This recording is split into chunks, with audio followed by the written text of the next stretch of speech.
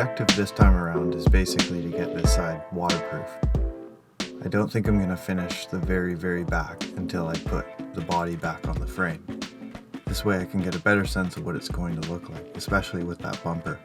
It's hard to tell where I'm going to want to fill in spaces, and the last thing I want to do is cut out a whole bunch of work, when really I want to get this thing rust proof as soon as possible.